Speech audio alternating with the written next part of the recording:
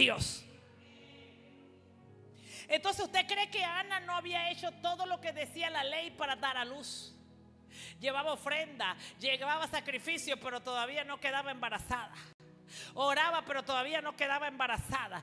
Porque es que Dios miró y dijo: wow, yo le voy a dar a esta mujer un hijo, pero yo necesito que ese hijo no nazca cuando ella quiera en su voluntad, sino en mi voluntad.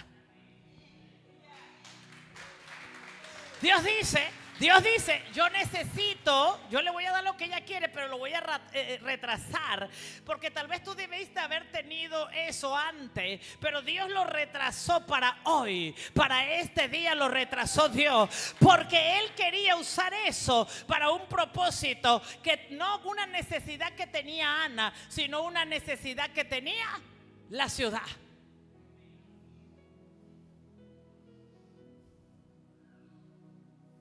¿Estás aquí? Entonces dice la Biblia, escucha esto. Bueno, pastor, ¿y por qué me maltratan? ¿Por qué se ríen de mí? ¿Y por qué se burlan de mí? ¿Usted sabe por qué se burlan? Porque Dios les ha permitido que se burlen de tu escasez, de tu necesidad, de tu esterilidad. Dios ha permitido que se burlen porque Él les va a dar un golpe mayor. Eso va a producir tu llamado. Y dice la Escritura, vamos al libro de Primera de Samuel 3, 19, 21. Primero quiero que vayas a Samuel, Segunda de Samuel, capítulo, versículo 9 y 10. Mira esto. Dos cosas que aprendió Ana, que lo dijo en su cántico al Señor. Dos cosas que aprendió Ana, que se lo dijo a su cántico al Señor. Dice: nadie triunfa por sus propias fuerzas.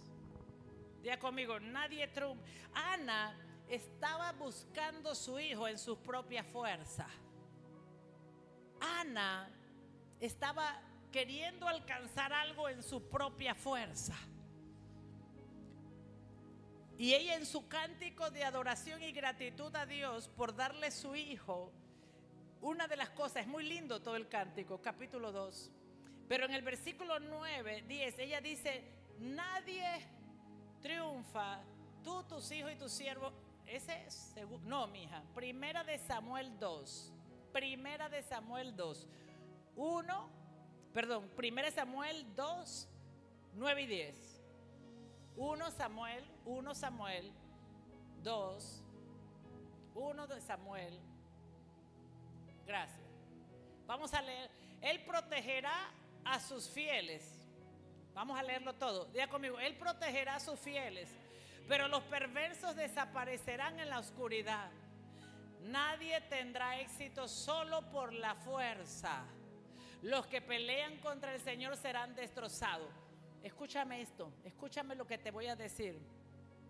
Ana, mira el cántico. Ana se puso en una posición que Penina estaba peleando no contra ella, sino contra el Señor.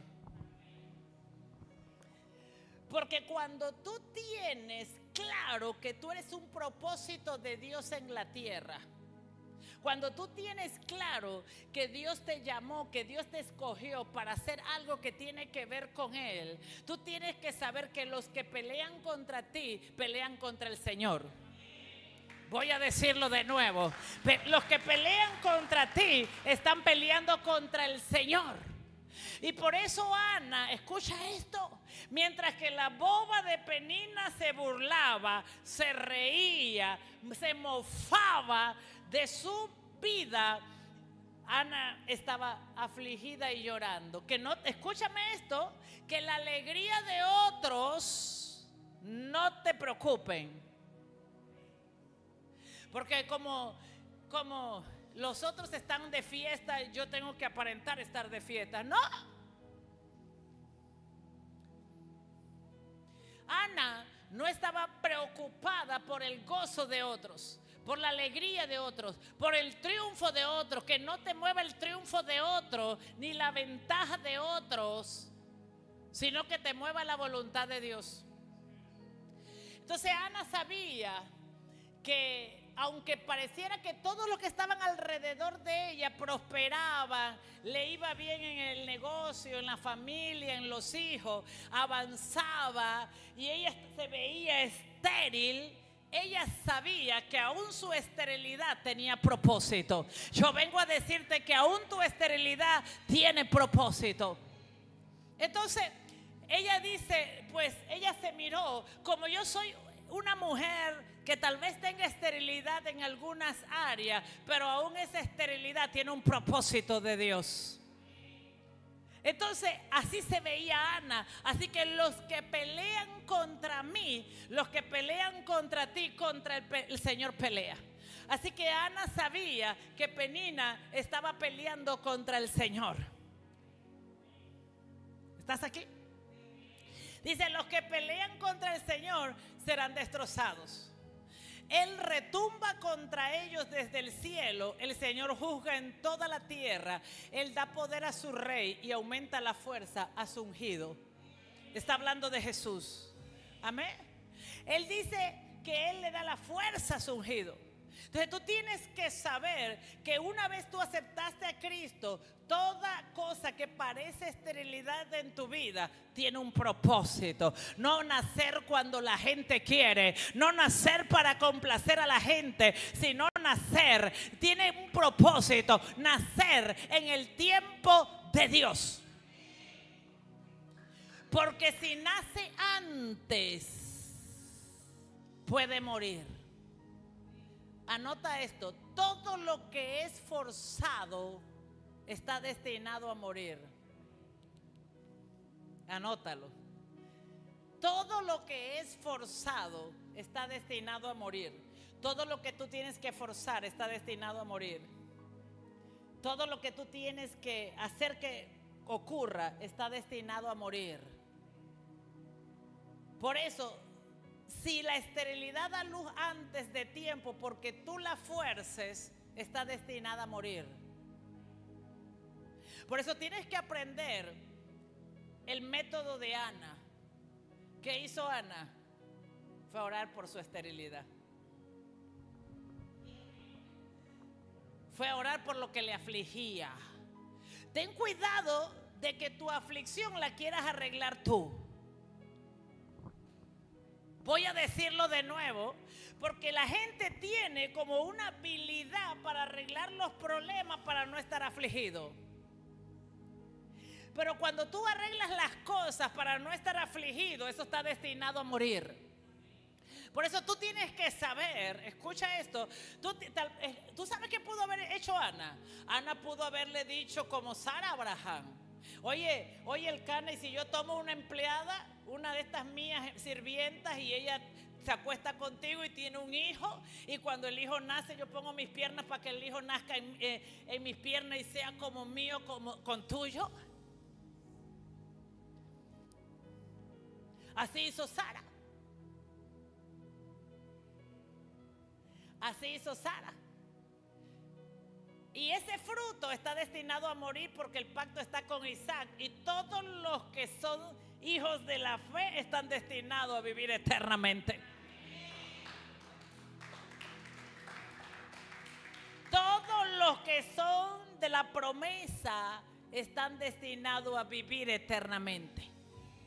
Entonces, Ana pudo haber hecho eso y haber resuelto y haber llevado un montón de niños a la hora del sacrificio para ofrecerlo.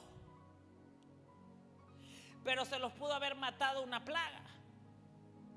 Se los pudo haber matado cualquier cosa.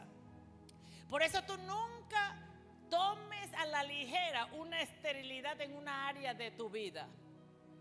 No es estéril porque tú quieres. No es estéril porque Dios te maldijo, porque ya en Cristo Jesús no hay ninguna maldición en nosotros. Es estéril porque esa área se tiene que alinear a un propósito de Dios en la tierra. Y es Dios cuando dice que la esterilidad se acaba. Y tú tienes que entender que es Dios el que habla y el que dice. Y escúchame esto, la señal de que algo se va a acabar es la aflicción. Y en esa aflicción llevó a Ana a orar por eso. Por eso tú tienes que saber que la aflicción que produce la salvación es para producir un fruto de gloria para Dios. Por eso tú tienes que entender, porque la gente cuando se siente afligida se echa a morir. La gente cuando se siente angustia se echa a morir, no hace nada. Pero cuando la señal de que esa aflicción viene de Dios, tu deseo es correr a orar. Cuando la aflicción viene por la vanidad, cuando la aflicción viene porque tú quieres un capricho, no te lleva a orar. Pero cuando hay aflicción en ti, angustia, tormento por lo que la gente te hace, por lo que tus seres queridos te hacen, quiere decir que Dios está usando esa aflicción para ir a orar, porque algo tienes que clamar, algo tiene que nacer, algo tiene que producirse para la gloria del nombre del Señor. ¿Cuánto están recibiendo? Así que si tú tienes aflicción porque quieres comprar, qué sé yo, quieres irte de viaje. Ay, estoy triste porque yo quiero irme de paseo a Orlando y no puedo. Pero no fuiste a orar. Esa es una aflicción que está produciendo la vanidad. La aflicción que viene de Dios, la angustia, todo lo que viene de Dios te tiene que llevar a orar. Te tiene que llevar a clamar. Porque es Dios quien está poniendo la aflicción para que algo se dé a luz. Por eso esa aflicción no te puede preocupar. Por eso ese tormento y esa angustia no te puede preocupar, sino que tú tienes que saber que algo se va a dar a luz. Por eso tengo que clamar, por eso tengo que orar, porque siento angustia en mi corazón, siento una aflicción que me oprime en mi corazón. Amén. Entonces, si vas a la Biblia, al libro de 1 de Samuel 3, 19, 21, dice la Biblia, escucha esto, que Dios comenzó a llamar a Samuel. Samuel estaba niño, estaba en el templo. Por eso, escúchame lo que te voy a decir. Cuando vienes a hablarme de una aflicción, tienes que venir y decirme que esa aflicción te hizo estar en vigilia toda la noche,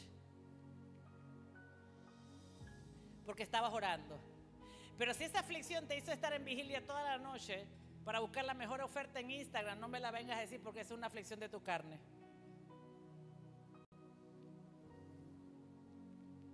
La aflicción que viene de Dios, dígale: Señor, yo quiero aflicciones que vienen de ti. ¿Cuántos quieren la vida eterna? Es una promesa de Dios. Jesús dijo que los que le seguían, ¿qué dijo él? ¿Que serían qué? Perseguidos. Si queremos la vida eterna, tenemos que querer esa aflicción. ¿Sí o no? Jesús dijo que los que le seguían, ¿qué? Iban a ser rechazados. Los que le seguían, o sea, que iba a haber, dice, no, por nada estés preocupado, porque en el mundo tendréis. ¿Qué dijo Jesús que tendrías? ¿Qué dijo Jesús que tendrías? Bueno, ¿y cuántos quieren la vida eterna? ¿Cuántos quieren la bendición? La prosperidad. Pero también tenemos que tomar el otro paquete, la aflicción.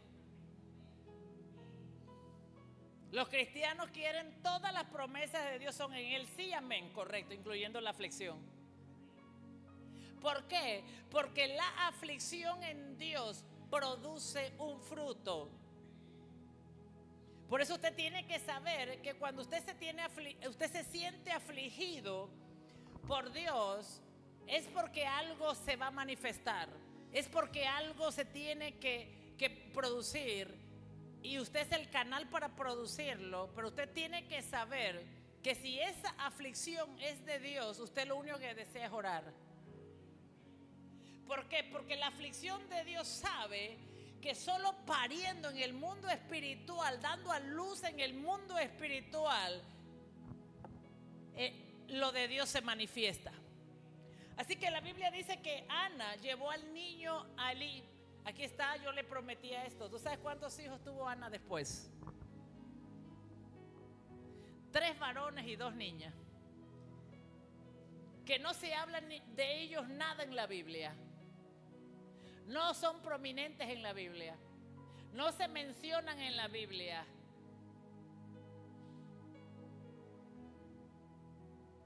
¿Comprendes esto? Pero Samuel, dice la Escritura, que el Señor estaba con Samuel mientras crecía. Diga conmigo, el Señor estaba con Samuel mientras crecía. Y todo lo que Samuel decía se cumplía.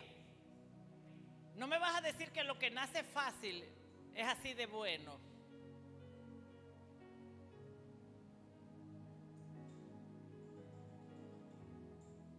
Hay cosas que cuestan y parecen estéril porque traen el peso de la boca de Dios.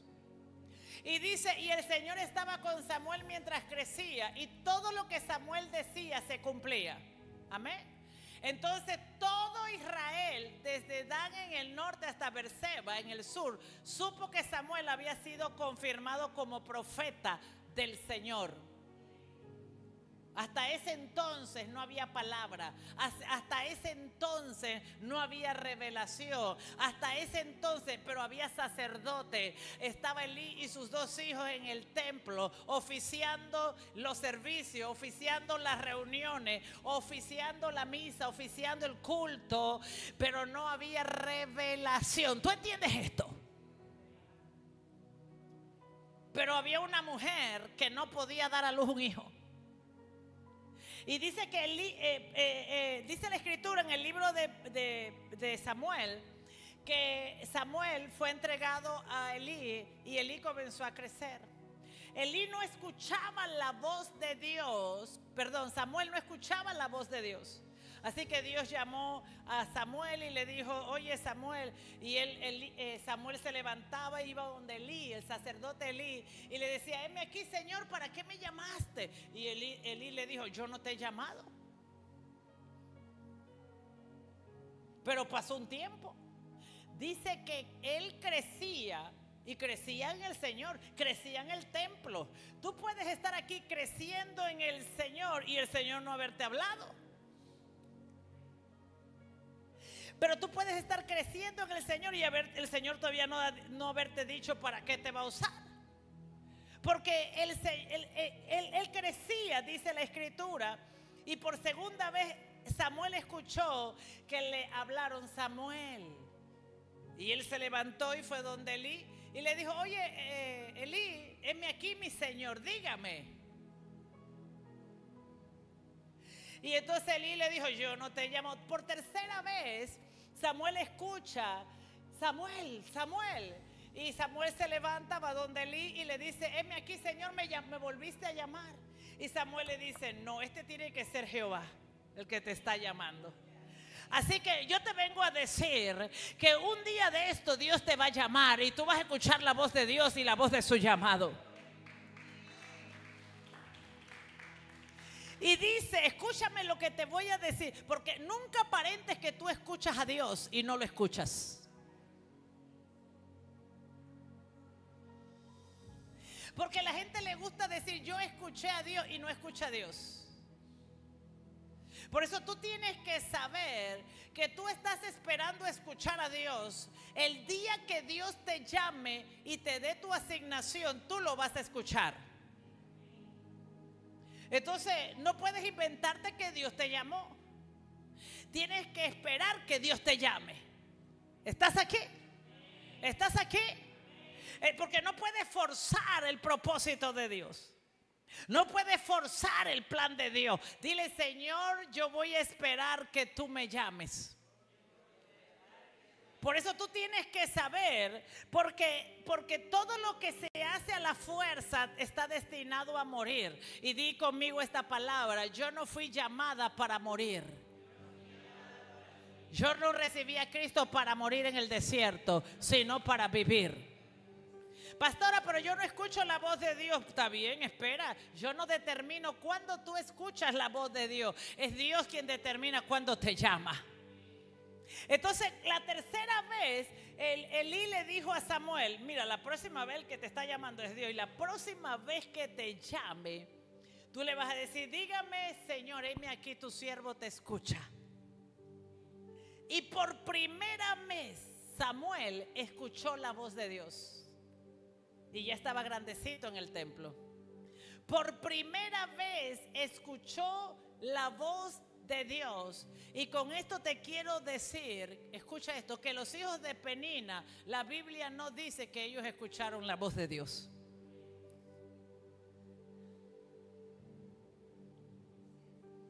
Los hijos de Penina no son prominentes en la Biblia. Y los otros 5 hijos de Ana tampoco. Pero el que costaba nacer, tenía un propósito de Dios. ¿Estás aquí? O sea, hay cosas que te van a costar en la vida y que en el ministerio y en el caminar cambiarlas porque tienen un propósito de Dios. Porque todo lo que viene de Dios tiene un peso en el mundo espiritual. Voy a decirlo de nuevo: todo lo que nace de Dios tiene un peso en el mundo espiritual. Y ese peso se llama autoridad espiritual. Por eso dice la Biblia, escuche, si usted fuerza algo de Dios antes de tiempo, entonces no tendrá la voz de Dios. Pero cuando algo nace en el tiempo de Dios, específico de Dios, por eso dice la Biblia que todo lo que Samuel decía, todo lo que Samuel hablaba, todo se cumplía. Escúchame esto. Y cuando nace lo de Dios, los que se burlan se tienen que callar. Voy a decírtelo de nuevo: cuando lo de Dios nace en tu vida, los que se burlaban de ti se tienen que callar. Por eso yo vengo a decirte en este día que Dios me dijo que en este día algo iba a nacer de ti. Hay áreas en tu vida que ha sido estéril. Voy a decirlo hay áreas en tu vida que ha sido estéril. Puede ser en el área del ministerio, puede ser en el área de la familia, puede ser en el área de la finanza. Yo no sé qué área eres estéril. Por eso tú tienes que ir a Dios. Y como Ana fue y le dijo: Señor, vengo humildemente a reconocer que soy estéril, no tengo hijos. No puedo hacer esto, no puedo hacer aquello. No puedo cambiar esto, Señor. No puedo cambiar esto. Y por no cambiar esto, el diablo se está burlando de mí. ¿Cuántas cosas hay que tú no puedes cambiar, que quisieras cambiar, que te sientes impotente y que eso produce todos los días de tu vida una aflicción, que tú sientes que el diablo se burla de ti y que eso afecta tu ministerio? Que eso afecta tu labor, que eso afecta tu llamado, que eso afecta el que la manifestación del Espíritu de Dios fluya a través de ti. Pues yo vengo a decirte en este día que esto va a cambiar hoy en tu vida. Es más, hay gente que dice: Señor, cuando tú me cambies esto, yo te sirvo. Cuando tú arregles esto, yo te sirvo. Cuando tú hagas esto, yo te sirvo. ¿Estás aquí? ¿Cuántos le han dicho eso a Dios? Hay que pedirle perdón a Dios. Porque hemos tratado de cambiar la esterilidad manipulando a Dios. Y en realidad hay que decirle: Señor, perdóname. Porque traté de tener un hijo con la sirviente, con la esclava, o un hijo de la esclava. Pero Señor, te pido perdón porque ahora entiendo que tú lo ibas a hacer cuando yo menos lo esperaba. ¿Cuántos están aquí?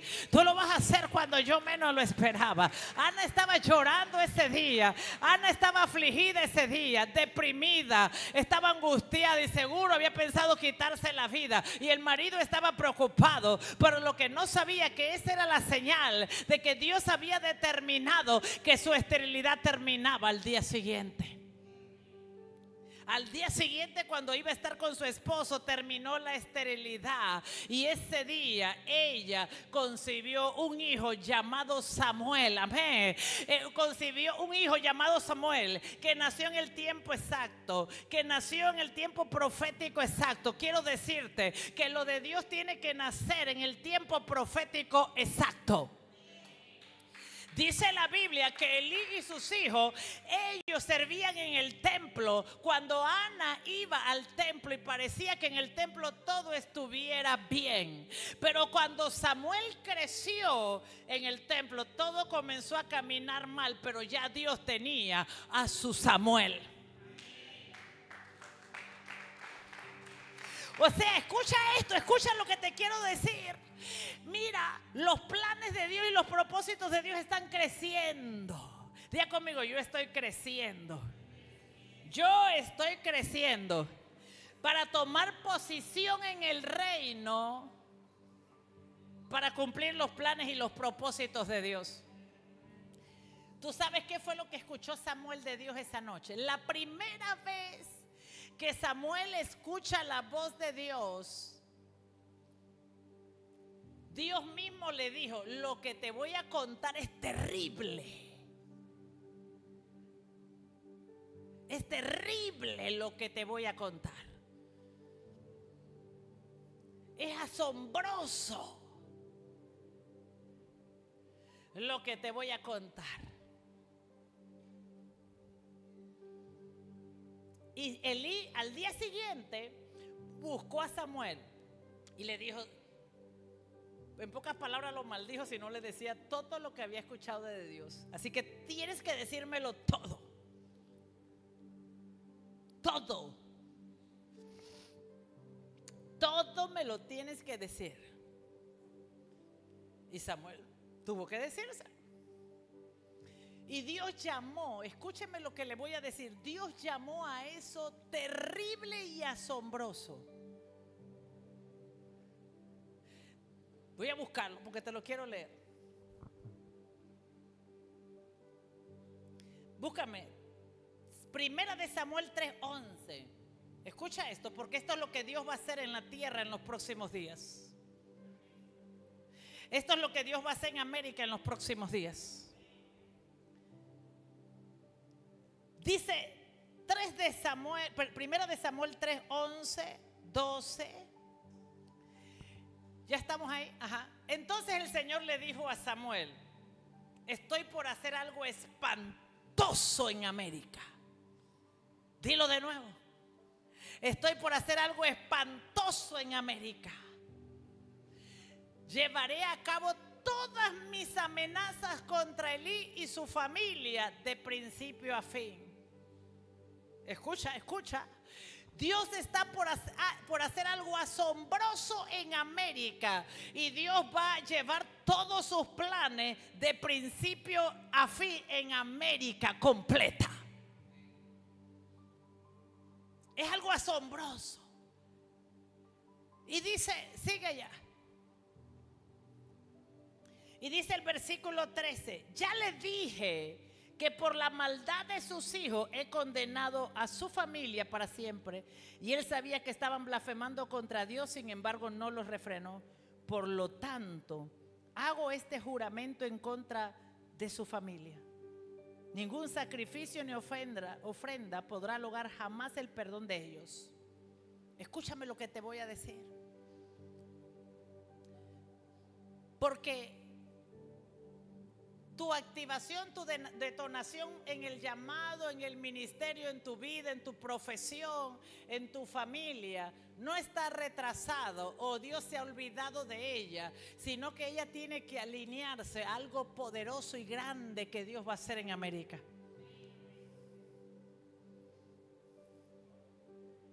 y que no lo podía escuchar nadie más, solo Samuel. Dios no tenía quien decírselo. Dios no tenía quien contárselo. Así que fíjate lo paciente que es Dios, que hizo que Ana concibiera, que Samuel creciera. Tienes que saber lo paciente que es Dios. Que Samuel creciera, que Samuel fuera enseñado, y entonces dijo: ya puedo decir lo que voy a hacer a Samuel. ¿Estás aquí? ¿Estás aquí? Por eso ya Dios puede decirle a la iglesia lo que va a hacer con América. Había una necesidad en esos tiempos en la tierra como la que hay hoy. Perdóname, pero había una necesidad en esos tiempos de Samuel en la tierra como los que hay hoy en América. Hay una necesidad de la voz correcta de Dios. Hay una necesidad de un llamado correcto. Hay una necesidad de una santificación correcta de la iglesia. Hay una necesidad de una entrega sincera. Hay una necesidad de que lo correcto se manifieste. Y Dios dice: lo que voy a hacer es asombroso. Escuchen, lo asombroso no era que Elí y sus hijos iban a un lado.